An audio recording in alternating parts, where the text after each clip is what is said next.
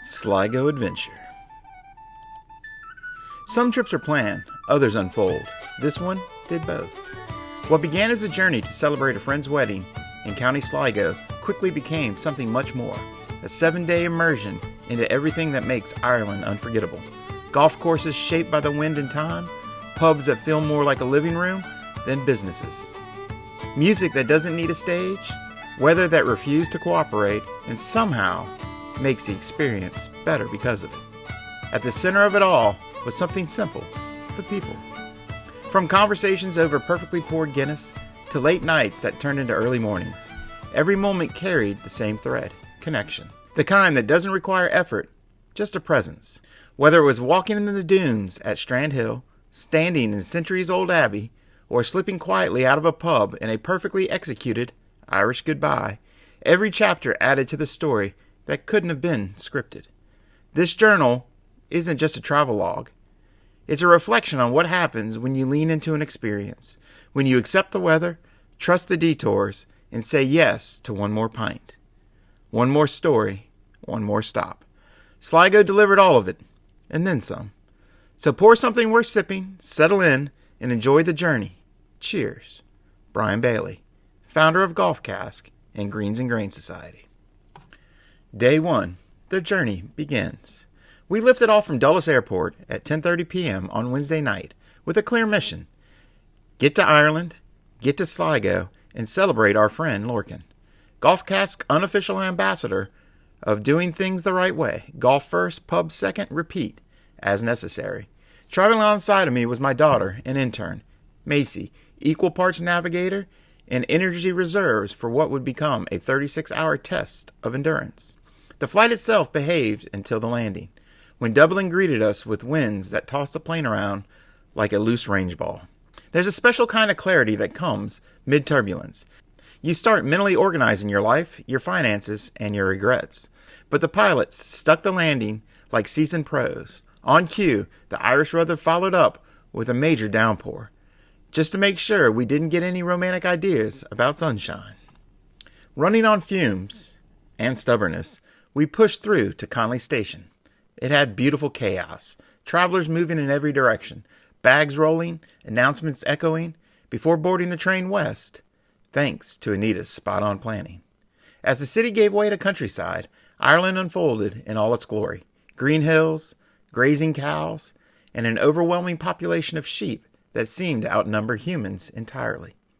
It felt less like farmland and more like we stumbled into a national wool summit. By the time we arrived in Sligo, Lorcan was there waiting, and naturally the first order of business was food. Our last meal had been Chick-fil-A back in Virginia, which, while noble, is not sufficient fuel for international travel. We followed Lorcan into Thomas Connolly's pub, a place rich in history, character, and absolutely no food. A classic Irish twist. Fortunately, what it lacked in kitchen service made up for in perfectly poured Guinness and a whiskey lineup that quickly restored morale.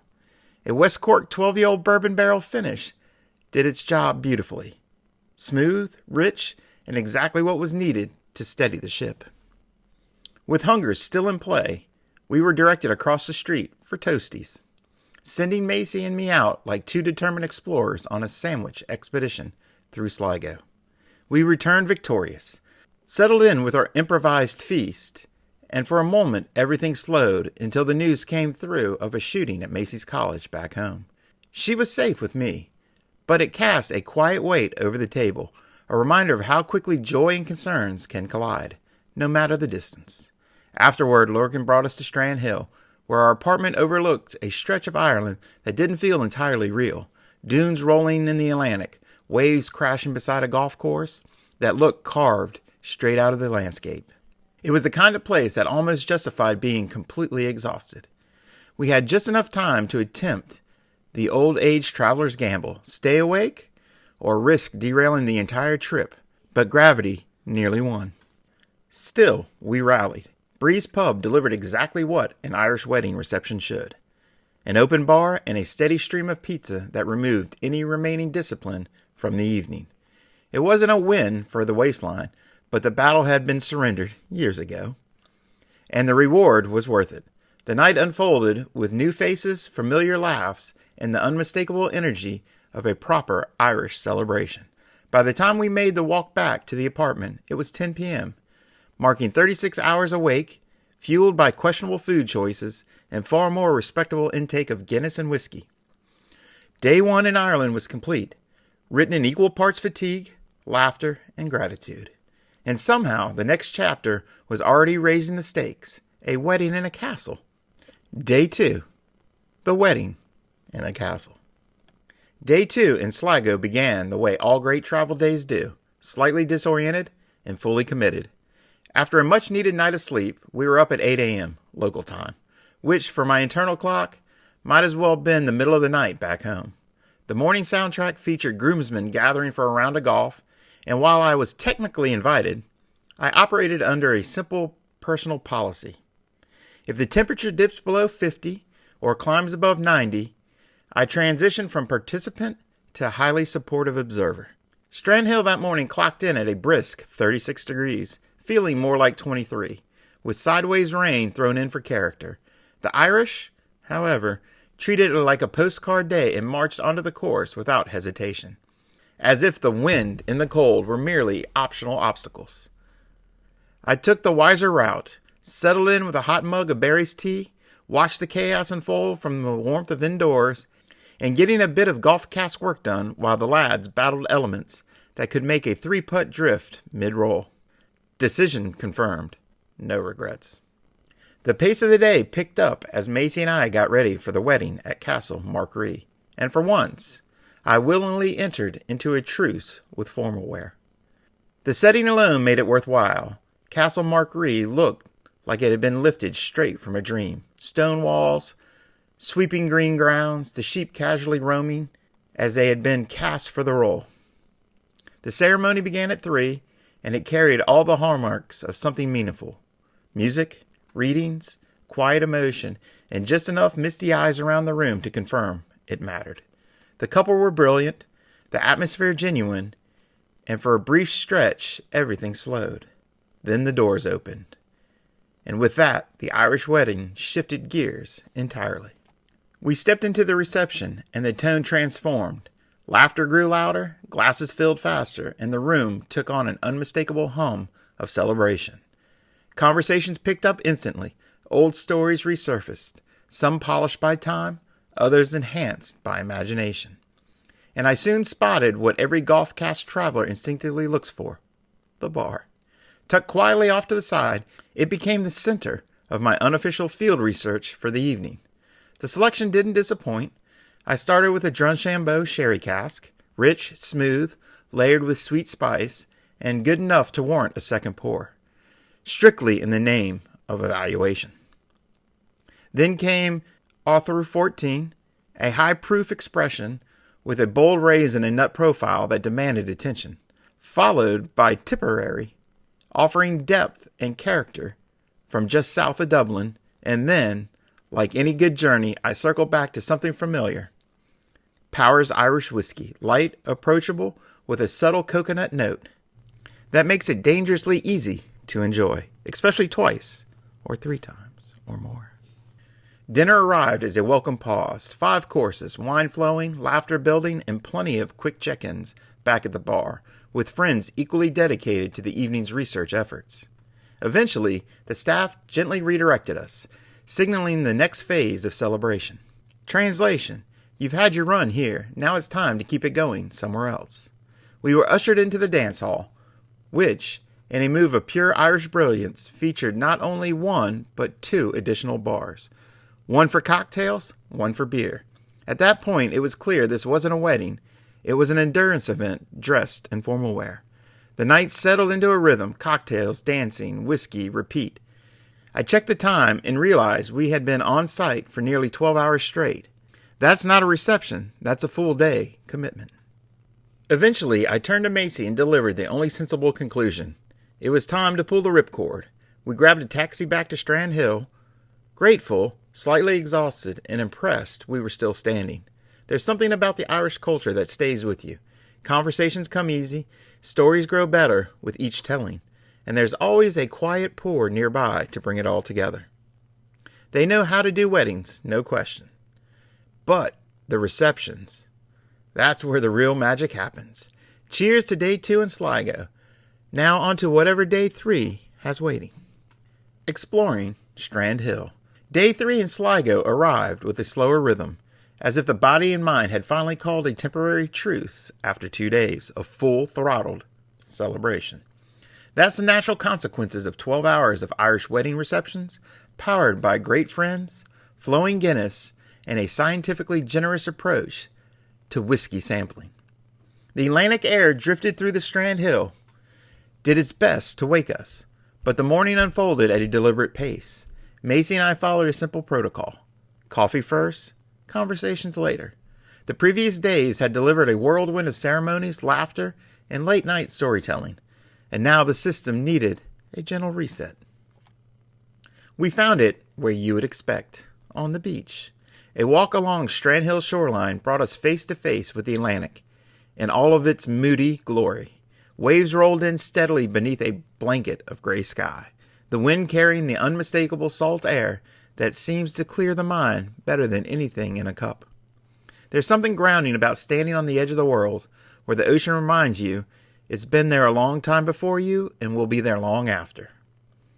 With each step along the rocky shore, the fatigue faded just enough, the batteries quietly recharging. Naturally, just as we thought things might wind down, Ireland had other plans. Because Irish weddings don't actually end, they simply change locations. By late afternoon, the entire wedding party reconvened at the Dunes pub in Strand Hill for what was billed a casual post-wedding gathering. In reality, it felt like round 2. The turnout alone was impressive. Somehow, after the previous night, everyone had found the energy to show up again, as if fueled by some unspoken agreement that celebration wasn't finished quite yet. Pints of Guinness lined the bar like polished trophies. Conversations picked right up where they had left off, and stories already strong grew stronger with each telling. In the corner, a television held the room's attention as Ireland faced Scotland in a rugby match. And when Ireland secured the win, the pub erupted in a roar that felt bigger than the space itself. Not long after, the atmosphere shifted again in the most effortless way possible. A small group of musicians gathered in the corner. No stage, no spotlight, and began playing traditional Irish music. Fiddles, rhythm, and the room that gradually leaned into the sound. It was unplanned, unpolished, and absolutely perfect. The kind of moment that defines a place more than any itinerary ever could. And somewhere in the middle of it all came the realization we were running on empty. 2 days of celebration had finally caught up with us, which meant it was time to embrace one of Ireland's finest cultural contributions, the Irish goodbye. No announcements, no drawn-out farewells, just a quiet step out the door while the music carried on and the laughter filled the room. Macy and I slipped into a cool Strand Hill evening and made our way back without detection. The mark of a true Irish goodbye isn't just leaving quietly. It's when nobody notices until much later. By that standard, it was executed flawlessly. As the night settled, it was hard not to reflect on what made it feel so complete. Time with friends, the joy of a wedding well celebrated, the easy rhythm of conversation, and the kind of hospitality that doesn't need to be explained. It just is. There's something about Ireland that reminds you of a simple truth. When you bring together love, laughter, music, and a shared moment, most things tend to sort themselves out. Add the Atlantic air and a proper pint of Guinness, and the effect only grows stronger. A fitting close for 3 unforgettable days in Sligo, and a final quiet toast to doing it the Irish way. Exploring Sligo. Day 4 in Sligo began with ambition, and was quickly humbled by Irish weather doing what Irish weather does best. The plan was straightforward. Hike up to Knocknarea to visit Maeve's grave, one of the region's most iconic landmarks. Instead, we were greeted with a full atmospheric performance. Driving rain, bursts of hail, sideways wind, and at one point, something falling from the sky that didn't seem to belong to any category. It felt less like a forecast and more like the countryside was being pressure washed. So, like seasoned travelers, or at least travelers who prefer not to be blown off a mountain, we adjusted the plan. Macy and I made our way into Sligo town, trading hiking boots for a more strategic approach to dodging storms. We caught the S2 bus from Strand Hill to Wine Street, a name that immediately inspires confidence, and stepped off into a town that felt equal parts charm and unpredictability.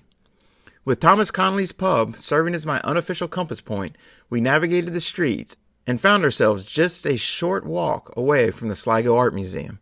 The rain eased enough to make the journey manageable, and inside we were rewarded with a quieter, reflective experience. The highlight was the work of Jack B. Yeats.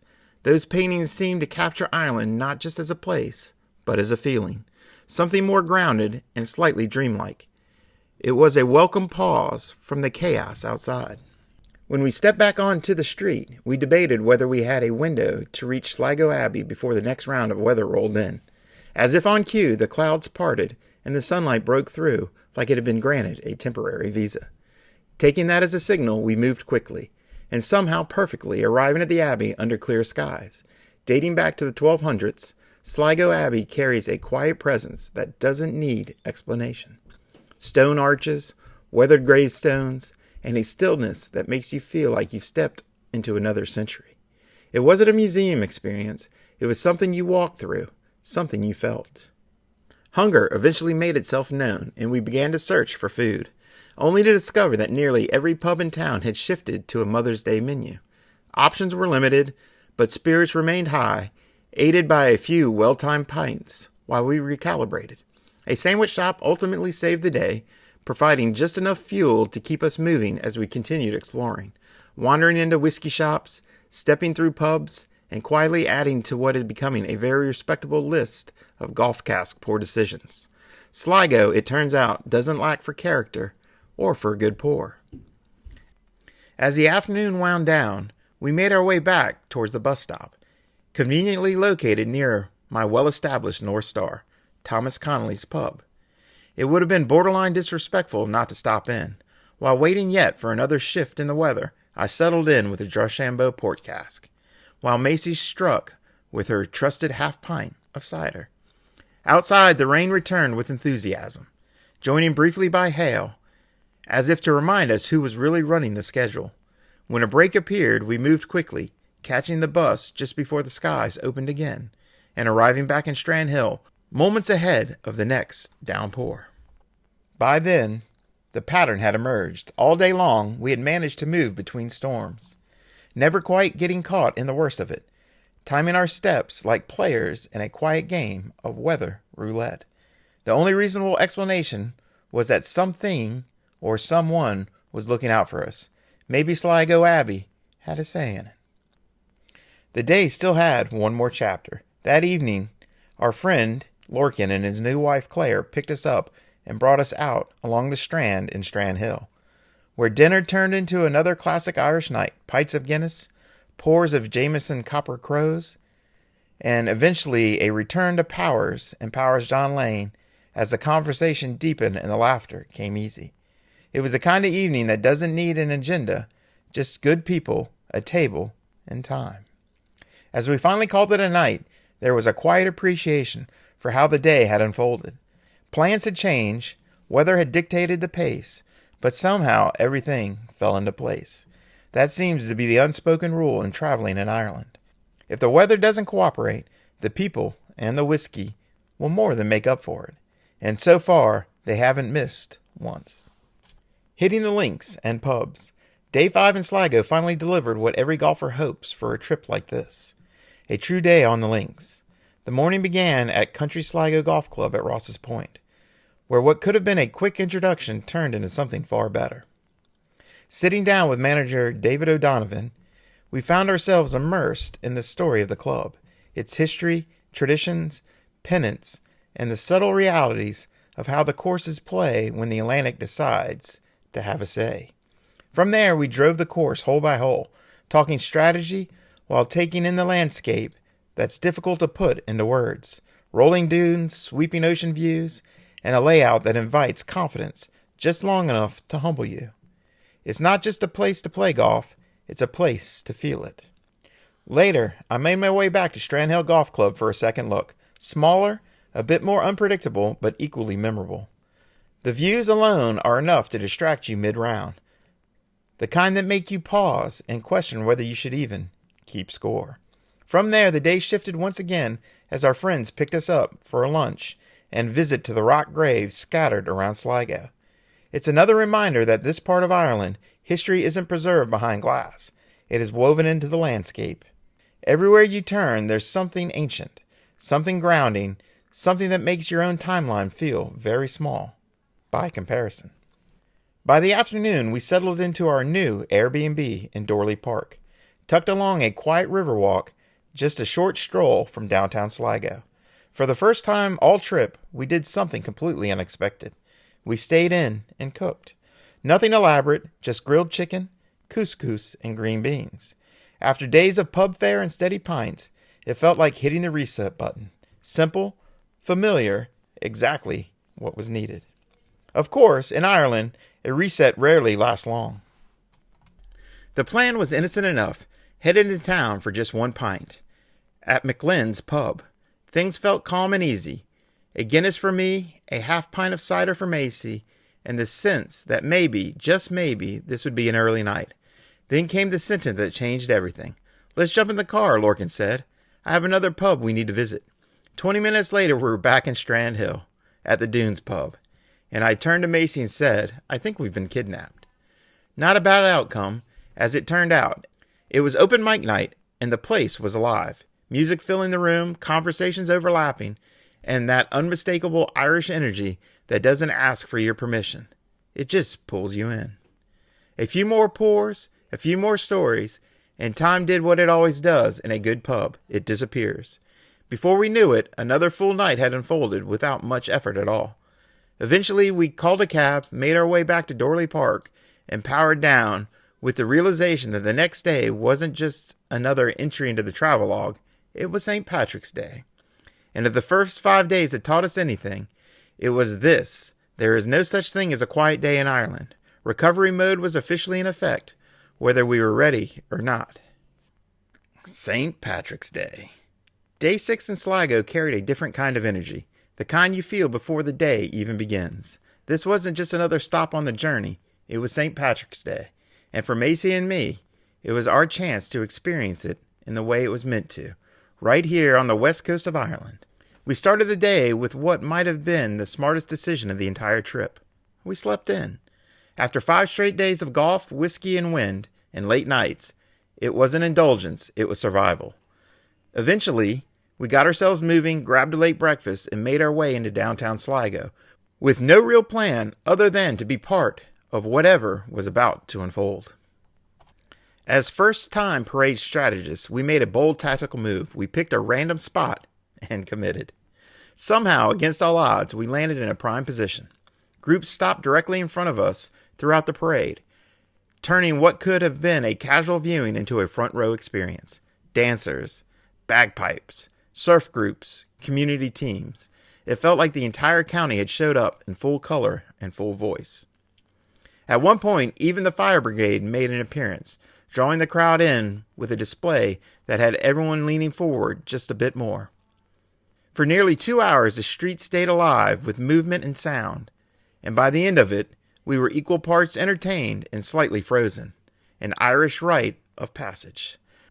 Naturally, the next move was obvious. Coffee, a quick stop to warm up, dry off, and regroup, before making an equally obvious decision to head back, change into dry clothes, and reset for round 2, because St. Patrick's Day doesn't wind down, it evolves.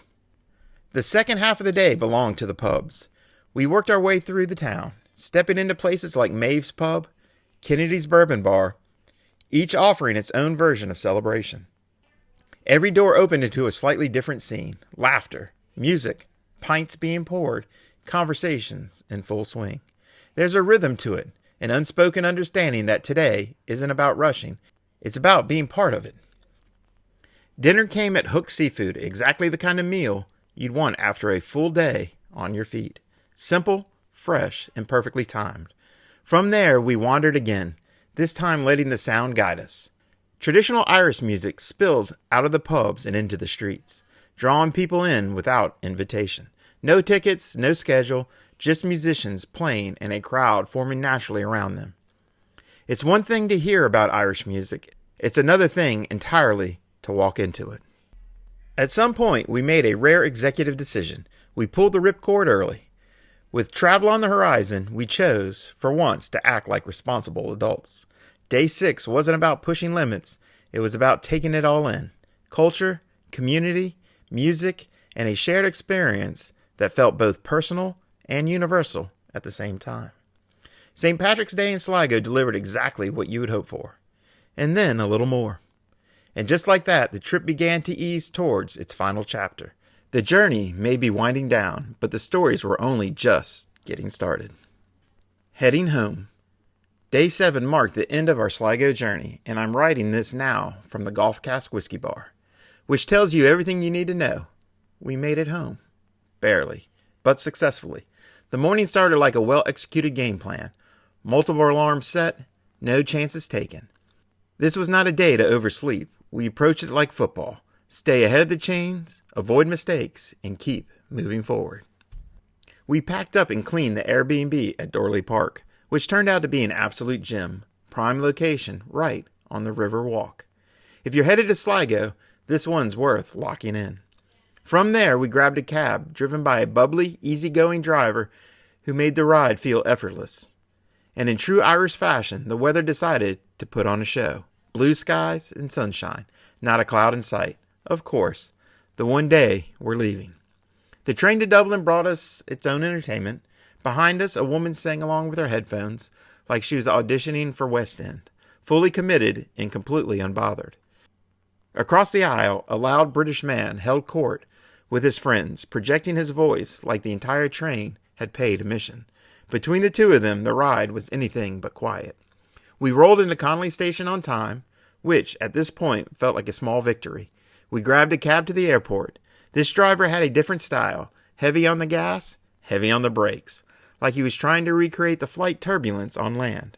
Thankfully, it was a short ride, and we made our way into Dublin Airport about 1:30 p.m. for our 4 o'clock flight. Still comfortably ahead of schedule.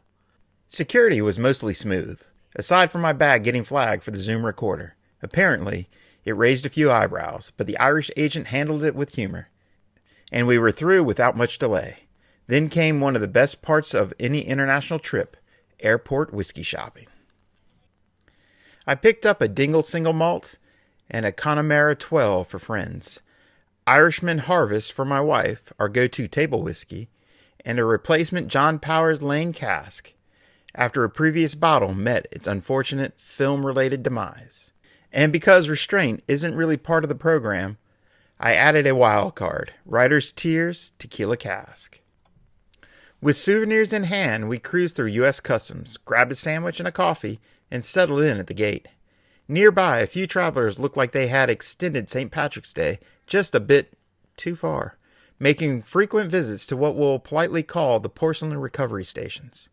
Tough scene, but a reminder that not all victories are clean ones.